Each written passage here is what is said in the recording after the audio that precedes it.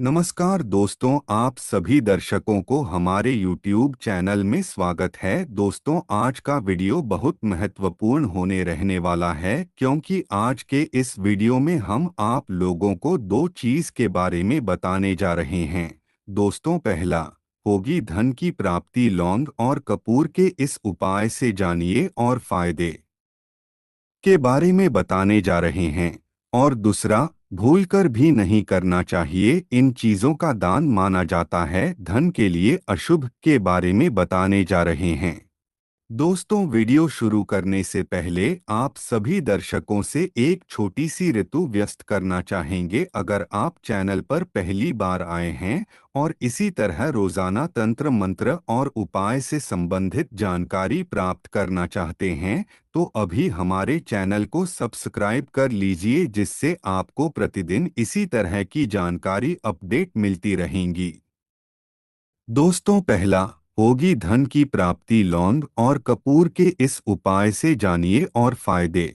घर में उपस्थित कुछ चीजें का ज्योतिष और वास्तु के उपयोग में भी इस्तेमाल किया जा सकता है। इन उपायों को करने से आप धन और कार्य क्षेत्र से संबंधित परेशानियों से मुक्त प्राप्त कर सकते हैं और घर में सुख समृद्धि बनी रहती है। आपको किचन में कई ऐसी चीजें हैं जिनके इस्तेमाल से न सिर्फ सेहत अच्छी होती है बल्कि उनका ज्योतिष और वास्तु के उपाय यूं में भी इस्तेमाल किया जा सकता है। ऐसी ही एक चीज है लौंग, जिसका उपयोग किचन में मसाले के रूप में, आयुर्वेदिक में औषधि के रूप में, पूजा पाठ और एंड धार्मिक क्रियाकलापों में भी किया जाता है। ज्योतिष में भी लौंग के कुछ आसान उपाय बताए गया है। इन उपायों को करने से आप धन और कार्य क्षेत्र से संबंधित परेशानियों से मुक्ति प्राप्त कर सकते हैं और घर में सुख समृद्धि बनी रहती है।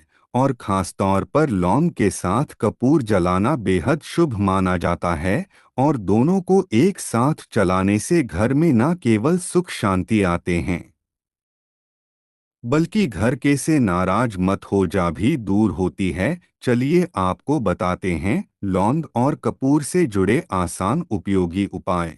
दूर करे घर के नारात में कोरिया। एक कटोरी में 5 लोग कपूर और हरी इलायची लेकर प्रज्वलित करें और उसे पूजा स्थान सहित पूरे घर में दिखाएं। माना जाता है कि इससे घर की सारी नारात में कोरिया दूर हो जाती है और सकारात्मकता का संचार होता है। इससे आपके घर में सुख शांति बनी रहती है, साथ ही इससे वायु में मौजूद विषाणु भी नष्ट होती है, जिससे रोगों के पनपने की आशंका कम हो जाती है। या कर सप्ताह में कम से कम 2 बार जरूर करें। अगर आप दुश्मनों से परेशान हैं तो मंगलवार को बजरंग बाण का पाठ करें। इसके बाद 5 लोग और कपूर के साथ जलाकर हनुमान जी का पूजन करना चाहिए। इसके बाद जो राख बजे उससे अपने माथे पर तिलक करें। माना जाता है कि इस उपाय को करने से जल्दी दुश्मनों से छुटकारा मिल जाता है।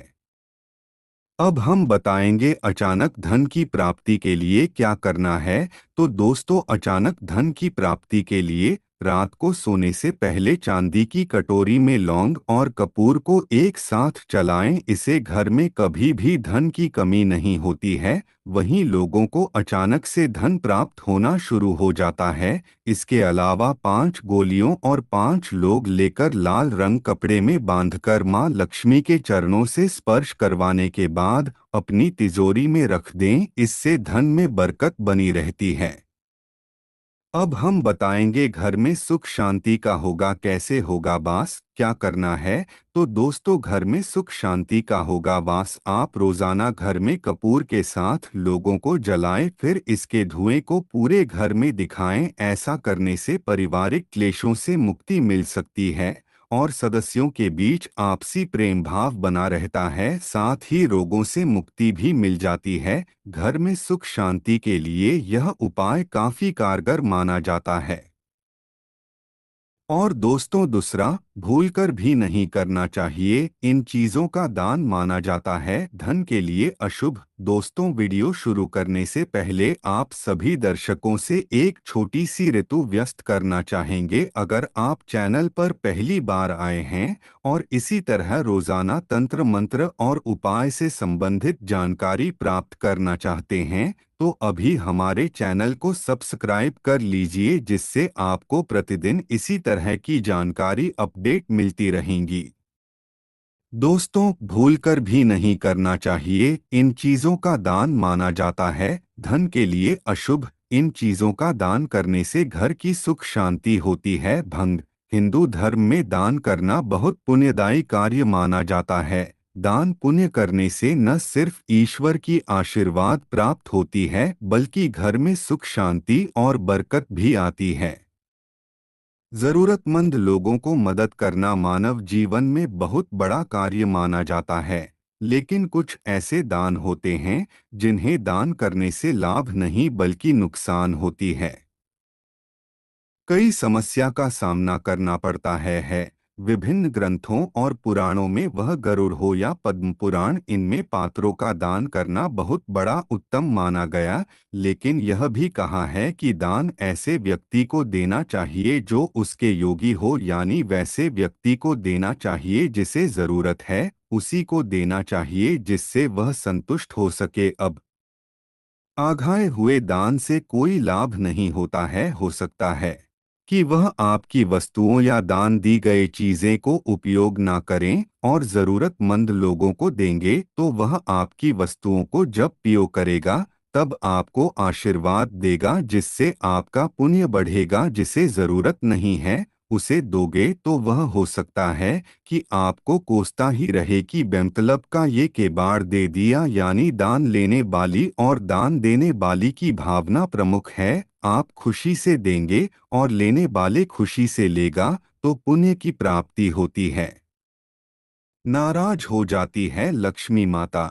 मान्यताओं के अनुसार झाड़ू अलक्ष्मी को दूर करने वाली है और देवी लक्ष्मी को घर लाने वाला है। इसलिए बहुत लोगों धनतेरस के शुभ अवसर पर झाड़ू खरीदता है। कहा जाता है कि धन समृद्धि के लिए झाड़ू को ऐसे जगहों पर रखना चाहिए जहां आने जाने वाले लोगों की नजर न पड़े। जहां तक दान की बात है तो दान स्वरूप किसी को भी अभी झाड़ू दान नहीं देना चाहिए। ऐसी लोग मांगता हैं कि इससे बरकत चली जाती है, यानी लक्ष्मी रूठ जाती है, धन की समस्या होती है।